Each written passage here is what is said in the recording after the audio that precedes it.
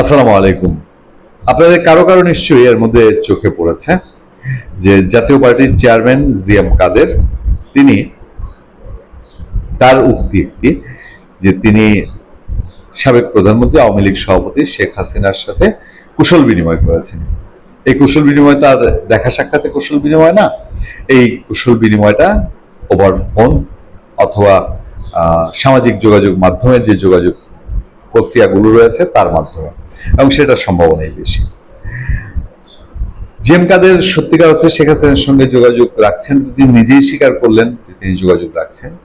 এবং আমাদের বিশ্লেষণের জায়গা হচ্ছে যে যদি শেখ হাসিনার সঙ্গে তিনি যোগাযোগ রেখে থাকেন তাহলে সেই যোগাযোগটা কবে থেকে রাখছেন।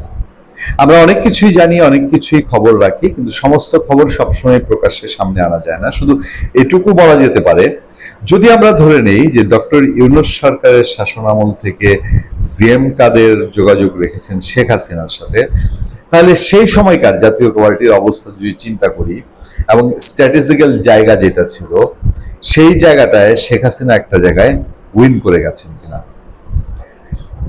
আওয়ামী লীগের একটা পলিসি গত 1 বছর আগে শোনা গেছে যে শেখ হাসিনা নিজেই কোথাও ডিরেক্টলি আর ইনডাইরেক্টলি বলেছেন যে আগে যেভাবে হোক ইউনূস সরকারকে বিদায় করতে হবে, তারপরে বিএনপি ক্ষমতায় আসবে এবং পরে আন্দোলন করে প্রয়োজনে বিএনপিকে ক্ষমতা থেকে সরানো হবে, এরকম তাদের চিন্তা ভাবনা।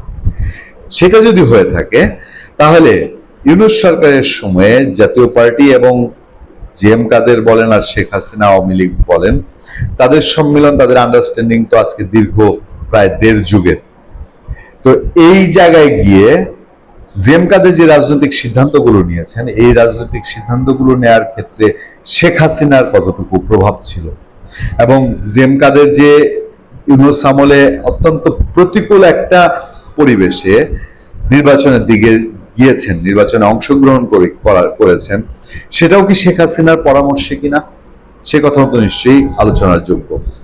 দেখেন, ডক্টর ইউনূস সরকারের সময়ে জাতীয় পার্টিকে একেবারেই বলতে গেলে কর্মসূচি করতে দেওয়া হয়নি, তাদের পার্টি অফিসে বসতে পারছিল না।